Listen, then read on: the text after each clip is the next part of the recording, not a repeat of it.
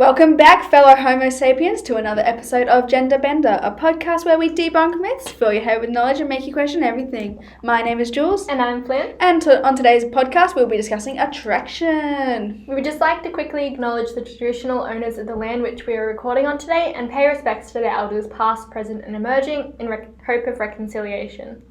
And just before we start exploding your brains with information, we would like to put out a sensitivity warning. As always, we'll be discussing potentially sensitive topics in these podcasts, and it can be confronting for some people. So, in this episode, we are talking about attraction. Now, attraction is multifaceted. Therefore, we can start by breaking down attraction into its many components and features. So, first and foremost, there is sexual attraction. That is attraction that makes people desire sexual contact or show sexual interest in another person.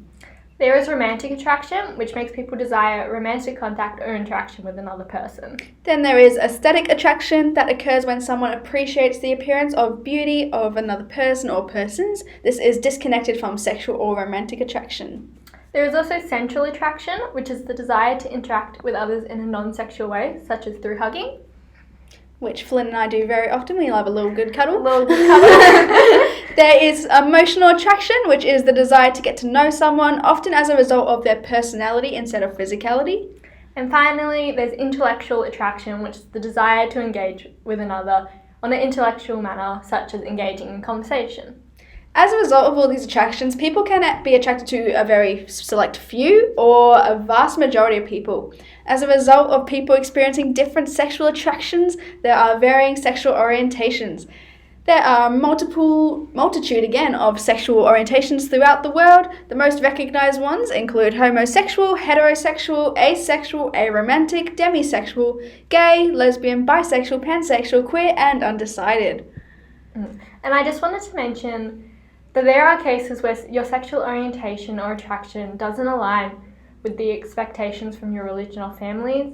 Many cultures and places have strict rules suggesting anything against the norm, and I say norm in air quotes, is not accepted. Unfortunately, this puts individuals in really unsettling places, not being able to express who they are and be accepted by the people they love most. This is a real crap situation to be in, and although we cannot provide solutions, as every situation is so unique, if this is something you are struggling with, we have linked support sites down below that you can chat with someone anonymously to get actual support. Perfect, thank you for that, Flynn. Now, onto the myth-busting section of the show. The first The first myth for today is that attraction is static and that you will always have the same levels of attraction to certain groups of people. As we have just said, this myth has been proved wrong. As discussed, attraction is highly sophisticated with many roots. As a result of this, people's attraction is fluid and ever-changing, therefore meaning your sexual orientation can change throughout your lifetime. Yeah, it means when you're 15, you might have the same as when you're 20. Yeah, I certainly don't. And our second myth today on attraction is that heterosexuality is the only acceptable sexuality and is the normal. Heterosexuality is considered the social standard in today's and past society. However, that does not make it normal. It just means a bunch of rich cis men said that this was the case and then created a multitude of media to present that idea to the masses. Classic, eh?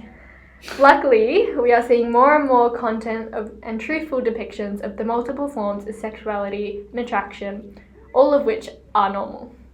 Yep, that's right. Sadly, if you are any of the sexual orientations we mentioned, you're basic. It's alright, we're both basic, so it's fine. Basic. Basic gang. Yeah. To sum up today's episode, we would like to point out that there are many types of attraction that lead to many types of sexual orientations, all of which are acceptable, obviously. However, there is the unfortunate fact that some people are still opinionated on the matter. Opinionated is a nice word. Yeah. Interesting people, for sure. Anyway, we'll put that to the side. If today's episode has left you with any questions, please visit healthline.com or the Australian Institute of Family Studies to read up more on the LGBTQI+ community. If this episode has left you feeling uneasy with your feelings, please visit Lifeline Australia and speak to a consultant or head to the Reach Out website if you are struggling with your own sexual identity and need anonymous support. All will be linked in the description as always. So these 3 episodes on sex, gender, and sexuality have been a short introduction to your own identity. As this is the last pre-planned episode of Basic Knowledge, going forward we will now answer any questions that you have about any of the topics that we have covered. And all these questions can be asked anonymously through the link in the description below. Yes. And before you leave, we weren't going to finish off without having a fun fact in this episode. Couldn't. Of course not. Did you know that the male cuttlefish outnumber the female cuttlefish 11-1? So if you're a male cuttlefish, your competition to find a mate is stiff. Who won the world? Girls. Alright, so thank you all for listening, and we'll see you next time. Bye.